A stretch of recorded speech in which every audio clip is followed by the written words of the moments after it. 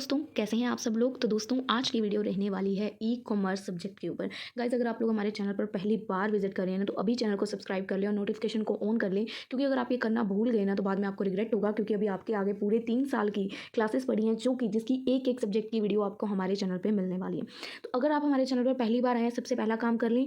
Secondly, video को start करने से पहले पहले तो वीडियो के अंदर क्या कवर रहेगा वो सुन लीजिए। वीडियो के अंदर आपकी यूनिट 1 के फ्रॉम द प्रीवियस 3 ईयर्स जितने भी एग्जाम के क्वेश्चन है सारे हम लोग कवर अप करेंगे यूनिट 1 के। ठीक है। सेकेंडली, वीडियो को स्टार्ट करने से पहले छोटी सी रिक्वेस्ट है कि भाई कॉपी पेन लेके ज़रूर बैठें। पहले तो क्वेश्चन को नोट डाउन करें और आंसर में क्या लिखना है वो मैं आपको आगे बताती जाऊंगी। जो मैं बोलूँगी उसको नोट डाउन करते जाइएगा। ठीक है। वीडियो को स्टार्ट करते हैं। सबसे पहला क्वेश्चन देखिए आपकी स्क्रीन पे आ चुका है। Right a brief history of e commerce in India. क्या फैक्टर्स हैं जो हमारी ई कॉमर्स की ग्रोथ को कंट्रीब्यूट करते हैं। तो इसका प्रेजेंट कंटेक्स्ट बताना है। क्वेश्चन 2024 और 2022 में एग्जाम में आया था। मतलब एक बार इन्होंने ब्रीफ हिस्ट्री पूछी थी और एक बार पूछा था कि क्या फैक्टर्स हैं जो कंट्रीब्यूट करते हैं। तो पहले तो आप क्वेश्चन नोट डाउन कर लीजिए कॉपी पे। उसके बाद अपना कॉपी पेन साइड पे रख दीजिए। अब मेरा आंसर ध्यान से सुनिए, मैं क्या समझा रही हूँ। Brief history of e commerce in India क्या है। ई कॉमर्स इन इंडिया कब स्टार्ट हुआ था। मिड 1990s में, जब इंटरनेट को इंट्रोड्यूस किया गया था। 1990 के मिड में, मतलब जब इंटरनेट हमारा कह सकते हैं फील्ड में आया था। सबसे पहले ये मतलब बहुत लिमिटेड हुआ करता था, क्योंकि कम इंटरनेट का एक्सेस था।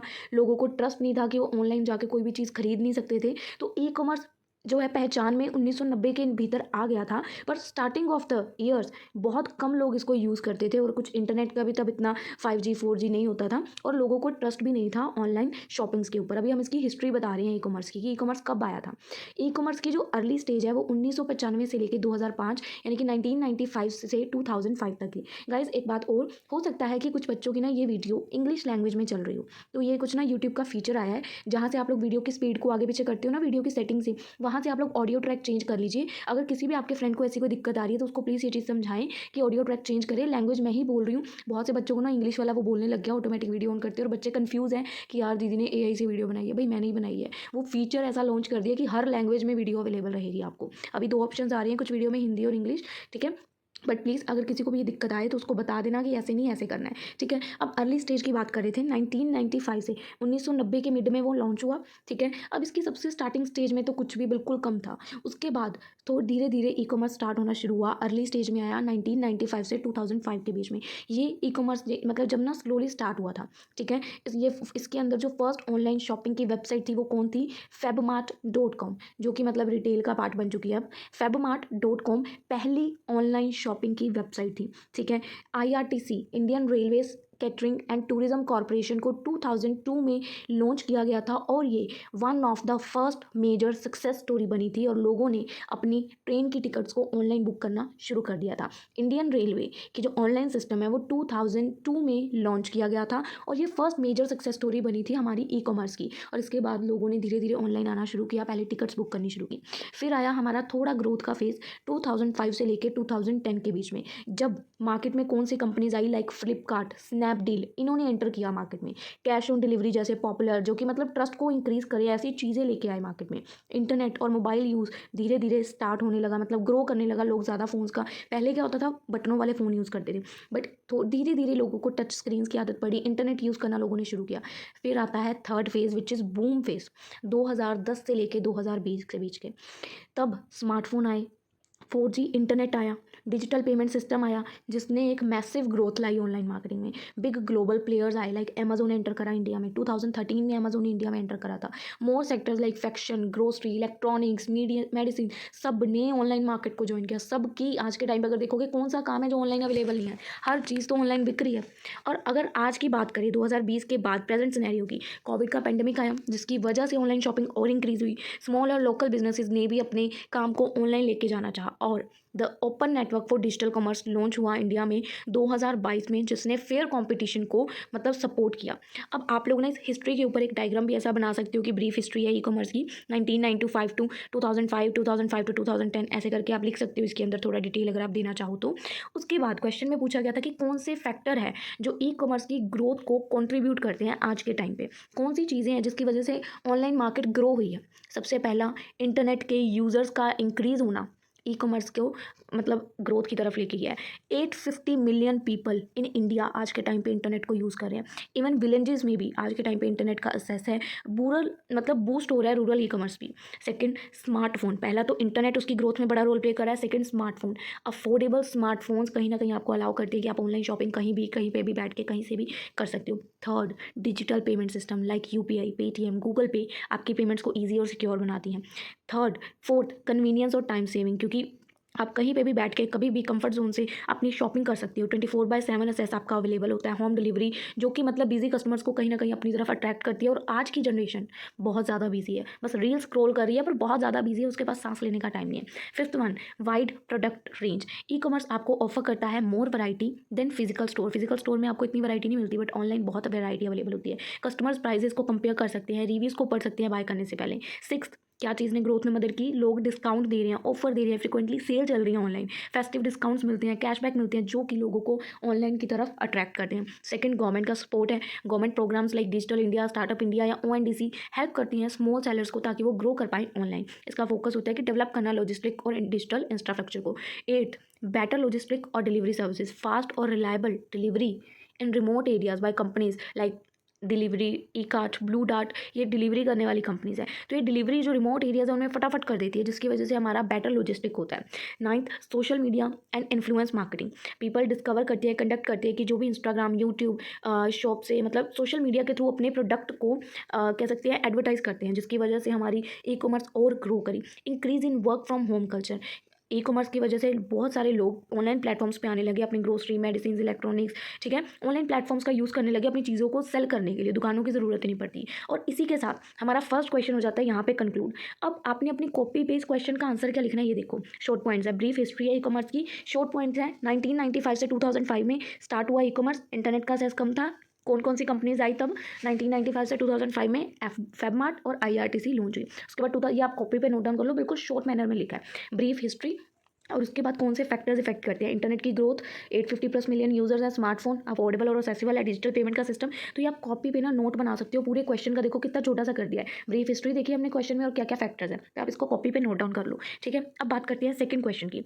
What is e commerce? E commerce क्या है? कौन से फ्रेमवर्क है ई कॉमर्स की और वेरियस टूल्स क्या हैं?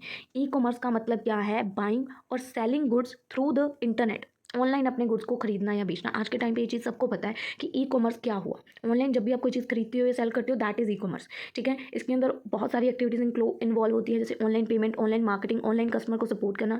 सिंपल वर्ड्स में बोले तो e commerce is doing business by using computer. आप अपना बिजनेस कर रहे हो कंप्यूटर को यूज़ करके, मोबाइल फ़ोन को यूज़ करके या वेबसाइट्स का यूज़ करके। फॉर एग्जाम्पल, आप अमेजोन से कपड़े खरीद रहे हो या जोमेटो से फूड ऑर्डर कर रहे हो या मूवी की टिकट बुक कर रहे हो या इलेक्ट्रिसिटी बिल पे कर रहे हो, ये सब कुछ ई कॉमर्स है।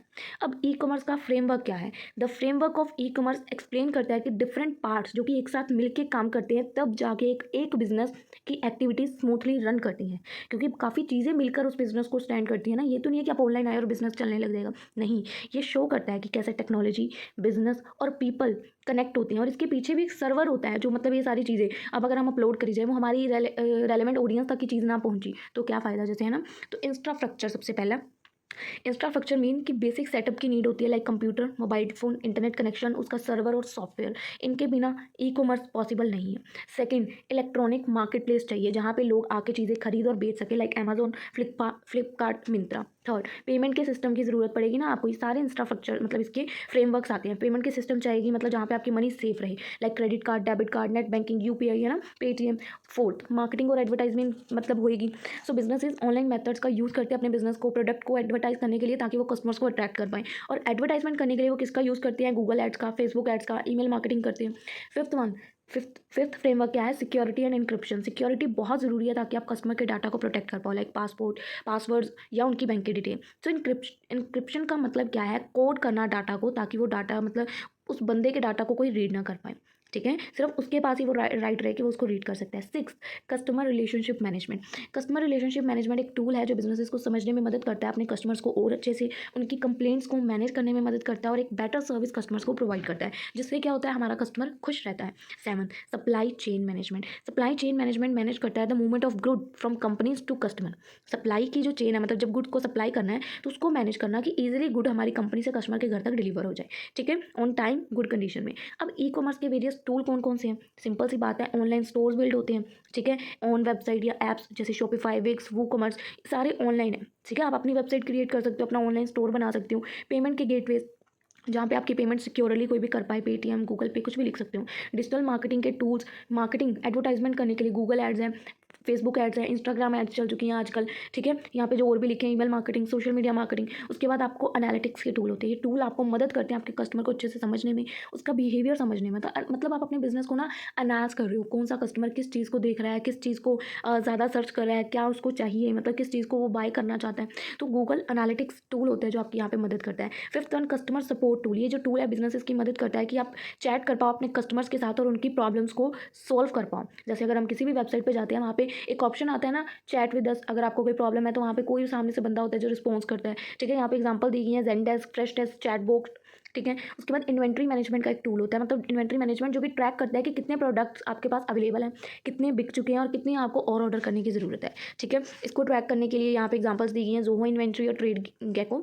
तो आप लोग अपने अकॉर्डिंग अगर एग्जांपल लिखना चाहें तो लिखें, अदरवाइज छोड़ सकते हैं। उसके बाद आते हैं सिक्योरिटी टूल्स। ये टूल्स प्रोटेक्ट करते हैं वेबसाइट को फ्रॉम द हैकर्स और कस्टमर की इन्फॉर्मेशन को सेव करते हैं, ठीक है। इसके लिए एंटीवायरस के सॉफ्टवेयर वगैरह आते हैं। और इसी के साथ ये क्वेश्चन हो जाएगा यहाँ पे कंक्लूड। इसके बाद अब आपको कॉपी पे क्या नोट करना है, इसके बुलेट पॉइंट्स, यानी कि रिवीजन की शीट बना लो। पहले तो ई कॉमर्स का मीनिंग लिख लो कि buying and selling online like Amazon, ठीक है। उसके बाद इसका फ्रेमवर्क में आता है इंफ्रास्ट्रक्चर। पहले तो आपको कंप्यूटर इंटरनेट सॉफ्टवेयर चाहिए, इलेक्ट्रॉनिक मार्केट प्लेस चाहिए, पेमेंट के सिस्टम चाहिए, मार्केटिंग। अब आपके पास ये हेडिंग्स हैं जो आप कॉपी पे लिखोगे। अब उसके बाद इन हेडिंग्स को तो आपको पेपर में एक्सप्लेन कर लोगे ना, एक एक पैराग्राफ बना के। तो आपको यही चीज़ मैं समझाती हूँ कि नोट्स बनाओ। उसके बाद टूल्स क्या हैं, tools online store builder, payment के गेटवे, डिजिटल मार्केटिंग के टूल्स क्या हैं, एनालिटिक्स टूल्स क्या है। तो ये छोटा सा हाफ पेज का आपका एक क्वेश्चन बनेगा आपकी कॉपी में, जो कि एग्जाम में आप 5 to 6 पेज का लिख पाओगे, ठीक है। तो ये ध्यान से आप लोग इसको नोट डाउन कर लीजिए। चलिए अब बात करते हैं हमारे थर्ड क्वेश्चन की, what is E business model. Different type of E business model को यहाँ पे आपको एक्सप्लेन करना है। इकोनॉमिक इम्पैक्ट क्या है ई बिजनेस मॉडल का, ठीक है। एक्सप्लेन करो डिफरेंस बिटवीन ई बिजनेस और ई कॉमर्स, ठीक है। बिजनेस मॉडल क्या है, वेरियस मॉडल्स बताने हैं। तो क्वेश्चन देखो 2024, 3, 2, फिर 2023, कितने क्वेश्चन है। पहले तो ई बिजनेस मॉडल क्या होता है। E business model is the plan और मेथड जो कि एक कंपनी यूज़ करती है ऑनलाइन पैसे कमाने के लिए। इलेक्ट्रॉनिकली बिजनेस का एक मॉडल है, मतलब मेथड है या प्लान है जिसका यूज़ करके हम ऑनलाइन बिजनेस करते हैं। ये एक्सप्लेन करता है कि how a business will sell product और सर्विसेज थ्रू द इंटरनेट, कि कैसे एक बिजनेस अपनी सर्विसेज या अपने प्रोडक्ट को इंटरनेट के थ्रू सेल करता है, कैसे वो कस्टमर्स को अट्रैक्ट करता है और कैसे वो प्रॉफिट जनरेट करता है। वो होता है ई बिजनेस मॉडल या इलेक्ट्रॉनिक बिजनेस प्लान, कि कैसे हम इलेक्ट्रॉनिकली बिजनेस करेंगे उसका प्लान बनाना। सिंपल वर्ड में ई बिजनेस मॉडल का मतलब क्या है, how a business run and earn money using the internet. Internet को यूज़ करके वो कैसे पैसे कमाता है। अब different types of E business के मॉडल्स होते हैं। पहला मॉडल है बिजनेस टू कस्टमर, जहाँ पे बिजनेस डायरेक्टली कस्टमर को अपनी प्रोडक्ट या सर्विसेज सेल करता है। जैसे कि आप डायरेक्टली बाय कर रहे हो अपना मोबाइल फोन फ्रॉम अमेजोन या फ्लिपकार्ट, ठीक है, मतलब वहाँ पे सीधे कंपनी के ओनर से आप बाय करो। Second, business to business deal, एक बिजनेस अपने प्रोडक्ट या सर्विस को दूसरे बिजनेस को सेल कर रहा है, company selling software to other company.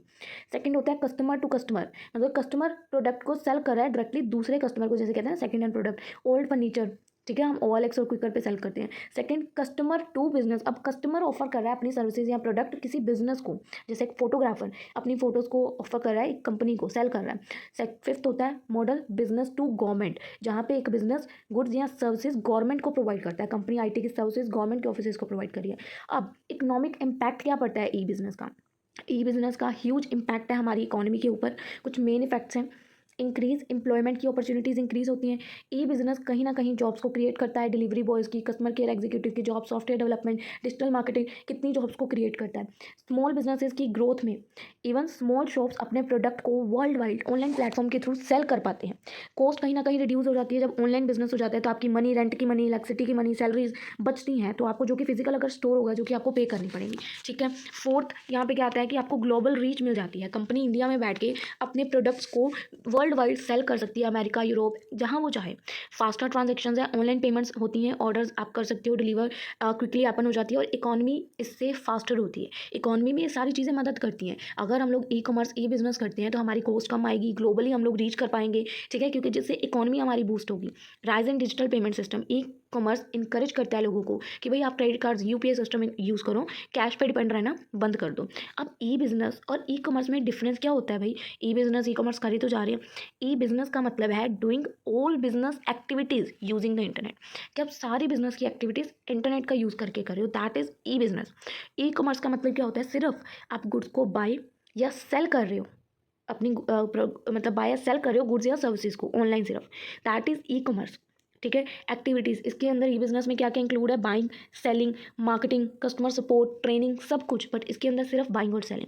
इसका स्कोप ब्रॉडर है, ये सभी ऑनलाइन बिजनेस की एक्टिविटीज़ को कवर करता है, और इसका नैरो है, इसका सिर्फ फोकस होता है ट्रेड मतलब खरीदने और बेचने में। एग्जाम्पल, इसमें हम फुल ऑनलाइन कंपनी मतलब रन कर रहे हैं, लाइक अमेजोन, मैनेजमेंट की उसकी सर्विसेज सब कुछ इंक्लूड है, और इसमें हम लोग सिर्फ एक प्रोडक्ट को बाय कर रहे हैं from Amazon, that is e commerce. So e commerce सिर्फ एक पार्ट है ई बिजनेस का। ई कॉमर्स एक पार्ट है ई बिजनेस का। ई बिजनेस के अंदर बिजनेस की सारी एक्टिविटीज़ आ जाती है, जबकि ई कॉमर्स के अंदर सिर्फ बाय और सेल आता है। सो अब बात करती है कि बिजनेस मॉडल क्या होता है। बिजनेस मॉडल हमने पहले भी देखा, बिजनेस का प्लान होता है जो कि शो करता है कि कैसे एक बिजनेस वर्क करेगा, कैसे रेवेन्यू जनरेट करेगा, कैसे प्रॉफिट्स बनाएगा। ये एक्सप्लेन करते हैं कि क्या आपकी प्रोडक्ट या सर्विसेज आपकी कंपनी ऑफर कर रही है, कौन आपके कस्टमर्स हैं, कैसे आपकी कंपनी प्रोडक्ट्स को डिलीवर कर रही है, और कैसे आप प्रॉफिट जनरेट कर रहे हो। तो इसके भी बिजनेस मॉडल के भी मॉडल्स होते हैं, जो हमने पहला किया था। ठीक है। सो अब क्वेश्चन में ना स्पेसिफिकली पूछा गया कि इसके बिजनेस मॉडल के वेरियस मॉडल्स बताओ business to customer e commerce के। So in business to customer e commerce businesses directly customer को सेल करती हैं, और उसके डिफरेंट मॉडल हैं। सेलिंग के डिफरेंट मॉडल्स हो सकते हैं। Direct selling model, businesses sell product directly to customer through website. जैसे कि अगर आप मिंत्रा से कपड़े बाय कर रहे हो, डायरेक्टली कंपनी के ओनर से बाय कर रहे हो, मतलब डायरेक्टली वो प्रोडक्ट का जो ओनर है वो मिंत्रा पे जैसे कि उसने अपनी अकाउंट बनाया तो डायरेक्टली उससे बाय कर रहे हो। Second, online intermediaries, middle man, websites help करती हैं कनेक्ट करने में बिजनेस एंड कस्टमर्स को, ऑनलाइन इंटरमीडिएरीज के थ्रू आप कुछ बाय कर रहे हो। Activity advertising based model, websites offer करती हैं free services to customer and उससे मनी अर्न करती हैं थ्रू एडवर्टाइजमेंट। जैसे कि फ्री न्यूज़ वेबसाइट है like Times of India, online money बनाती है क्योंकि वो एड्स को शो करती है, एड्स को शो करके वो ऑनलाइन पैसे अर्न करती है। सो एडवर्टाइजिंग बेस्ड मॉडल भी होते हैं।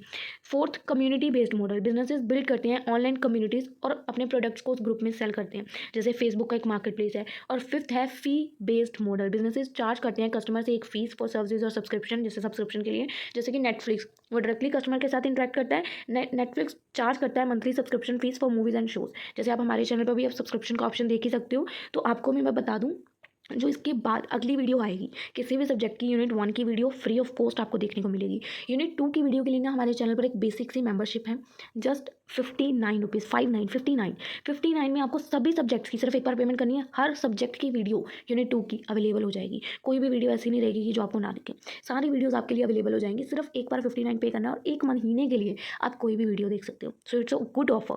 ठीक है। उसके बाद देखिए हमारे क्वेश्चन की यहीं पे आ जाएगी कंक्लूजन। इसके भी बुलेट समरी है लास्ट मिनट रिवीजन के लिए। सबसे पहले हमने क्या देखा, ई बिजनेस मॉडल क्या होता है, जिसमें हम प्लान करते हैं कि हम कैसे पैसे ऑनलाइन कमाएंगे। टाइप क्या है ई बिजनेस मॉडल के, business to customer, business to business, customer to customer, customer to business और business to government. Economic impact क्या पड़ता है, इकोनॉमी पे क्या इम्पैक्ट पड़ता है, ज़्यादा जॉब्स क्रिएट होती है, कॉस्ट हमारी कम होती है, बिजनेस फास्टर ग्रो करते हैं, हमारी ग्लोबल रीच होती है। डिफरेंस यहाँ पे बता देना कि ई बिजनेस में सारी एक्टिविटीज़ आ जाती हैं और ई कॉमर्स में सिर्फ बाइंग और सेलिंग आती है। बिजनेस के मॉडल्स क्या है, बिजनेस के मॉडल्स, स्ट्रेटेजी फॉर सेलिंग, मतलब सेल करने की स्ट्रेटेजीज, कैसे आप उसको डिलीवर करिए और कैसे प्रॉफिट अर्न करिए। अब बिजनेस मॉडल के अंदर जो बिजनेस टू कस्टमर मॉडल है उसके आगे आपको पॉइंट्स बतानी है। सो डायरेक्ट सेलिंग, इंटरमीडिएरीज के थ्रू, एडवर्टाइजमेंट के थ्रू, ठीक है, business to customer, community based के थ्रू आप डायरेक्ट बिजनेस टू कस्टमर हो सकते हो, और फी बेस्ड के through direct business to customer जा सकते हो। अब नेक्स्ट क्वेश्चन की बात करते हैं, डिफरेंट रेगुलेटरी एस्पेक्ट्स क्या हैं ई कॉमर्स के, और क्या सेवरल फैक्टर्स हैं जो लीड करते हैं एमर्जेंस को ई कॉमर्स की इन द मार्केट। 2024 और 2023 का क्वेश्चन है।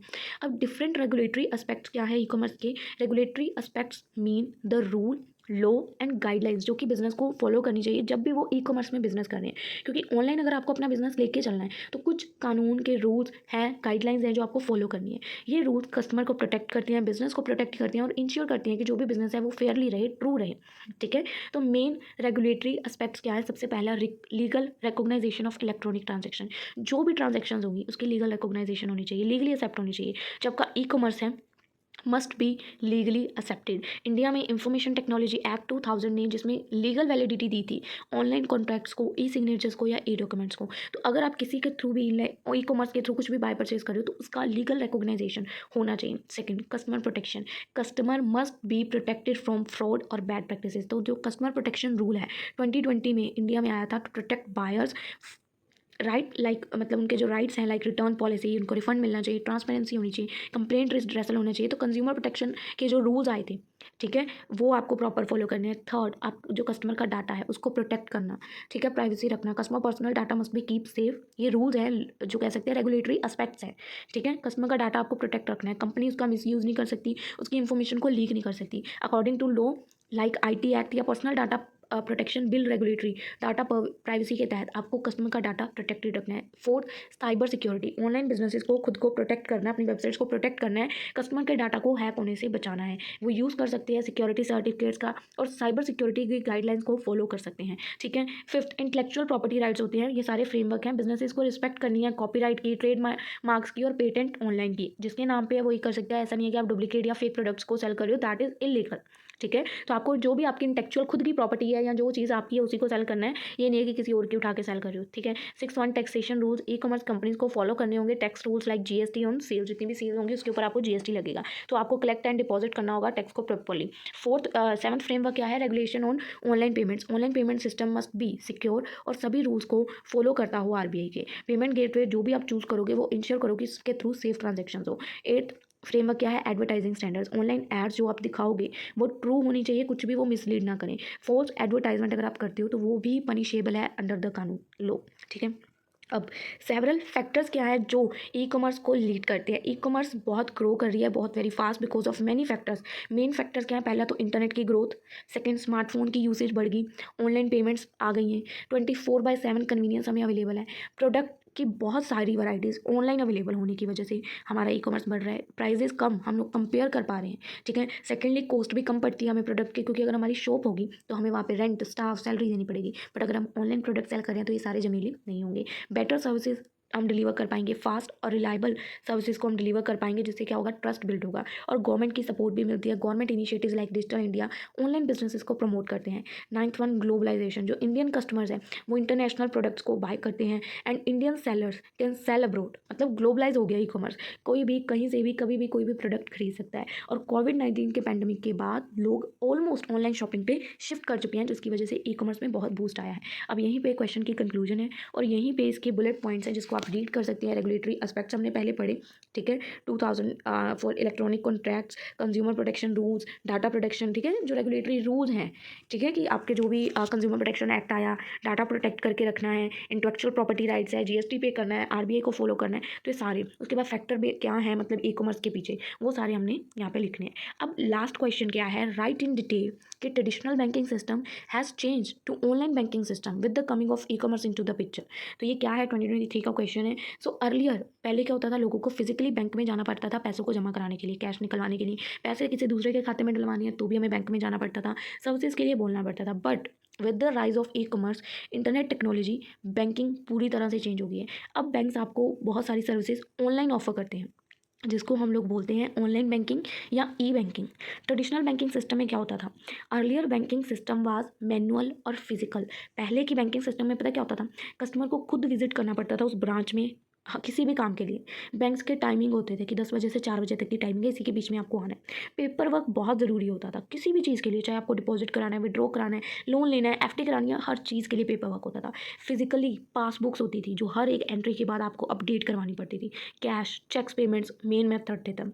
लॉन्ग क्विज होती थी, मतलब लाइनें लगती थी, टाइम कंज्यूमिंग प्रोसेस था और इन्फॉर्मेशन का बहुत कम असेस था कि कितना हमारे अकाउंट में बैलेंस है, कितनी ट्रांजेक्शन हुई, बहुत कम असेस था इन्फॉर्मेशन का। और ऑनलाइन बैंकिंग सिस्टम में क्या हुआ, ई कॉमर्स के आने के बाद इंटरनेट बैंकिंग है, कस्टमर के पास उसके पूरे अकाउंट का असेस है, वो कभी भी अपनी पेमेंट कहीं पे भी बैठ के चेक कर सकता है। मोबाइल बैंकिंग के ऐप्स प्रोवाइड कर दिए गए स्मार्टफोन्स में, ताकि आप इजीली अपनी ट्रांजैक्शंस को कर पाओ। डिजिटल पेमेंट्स आपको प्रोवाइड कर दी है, आप नेफ्ट, आरटीजीएस, आईएमपीएस, यूपीआई, जो कि आपको ईजिली और इंस्टेंट मनी ट्रांसफर के ऑप्शन देती है। एटीएम की सर्विसेज प्रोवाइड कर दी है। ऑनलाइन आप लोन अप्लाई कर सकते हो, ठीक है, बिना आपको ब्रांच में विजिट करे आप लोन के लिए अप्लाई कर सकते हो। इलेक्ट्रॉनिक्स, आपको बैंक स्टेटमेंट्स अवेलेबल करवाई जा रही हैं, ईमेल कर देते हैं आपको आपकी बैंक स्टेटमेंट। बिल पेमेंट्स आपको आपकी electricity, phone, insurance bill online ही पे हो जाते हैं। ई-कॉमर्स टाइज़ अप, बैंक ने पार्टनर किया मतलब ई-कॉमर्स के साथ, साइट्स के साथ, ताकि आपको ईज़ी फाइनेंस, ईएमआई के ऑप्शंस, सिक्योर पेमेंट्स के गेटवेज़ प्रोवाइड कर पाएँ। और सिक्योरिटी मेजर, ये ओटीपी, एन्क्रिप्शन और बायोमेट्रिक लॉगिन सेफ बैंकिंग के लिए यूज़ करता है। अब major changes from traditional to online banking में क्या है? पहले फिजिकल नीडेड थी, तो जो हमने ऊपर पढ़ा ना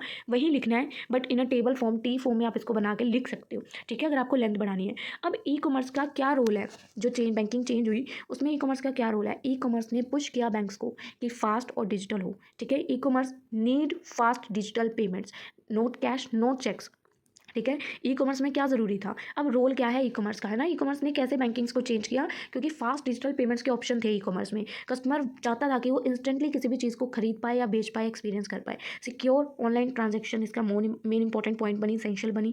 बैंक्स ने डेवलप किए पेमेंट के गेटवे, नेट बैंकिंग के ऑप्शन, टाई अप किया ऑनलाइन शॉपिंग कंपनीज के साथ, जो कि कॉमन हुई, ठीक है। इंट्रोडक्शन हुई वॉलेट्स की, लाइक पेटीएम, फ़ोनपे, गूगल पे, जिसका लिंक हमारे बैंक अकाउंट से हुआ। ऑनलाइन केवाईसी के ऑप्शंस अवेलेबल करवाए गए, जिसकी वजह से हम लोग अपने अकाउंट्स ही ऑनलाइन ओपन करने में एलिजिबल थे। अब ऑनलाइन बैंकिंग की एडवांटेज क्या है कि हमारा टाइम और एफर्ट बचाती है, चौबीसों घंटे अवेलेबल होती है, सेफर होती है, सिक्योर होती है, मैनेज करना ईजी होता है इसको, कन्वीनियंस होती है, बिल पेमेंट, फंड ट्रांसफर कभी भी कर सकते हो, और कैशलेस इकॉनमी है, ठीक है, सपोर्ट करती है कैशलेस इकॉनमी में, कि मतलब आपके हाथ में कैश की आपको ज़रूरत ही नहीं है, फ़ोन में अकाउंट है, एक मतलब बड़ा बहुत है।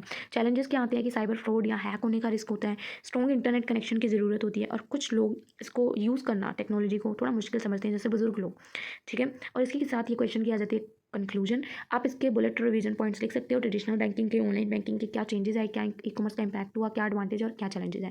और इसी के साथ हमारी वीडियो यहाँ पे हो जाएगी वाइंड अप। बट अगली वीडियो देखने के लिए सब्सक्रिप्शन है, मेंबरशिप है, 59 रुपीज़ की आप लोग ले सकते हैं, ताकि आप लोग बाकी सारी वीडियोज़ को आराम से देख पाएँ। और इसी तरह हर वीडियो के जो भी क्वेश्चन हैं उनको लिखें और उनके साथ अपने नोट्स प्रिपेयर ज़रूर करते रहें, ताकि एग्जाम के टाइम आपको रिविजन करने में कोई दिक्कत ना आए। सो आई होप आप लोगों को वीडियो अच्छे से क्लियर है। कुछ भी डाउट्स है तो आप लोग हमें बता सकते हैं। बाकी मिलेंगे हम लोग आपसे अपनी अगली वीडियो में, तब तक के लिए स्टे ट्यून, गुड बाय।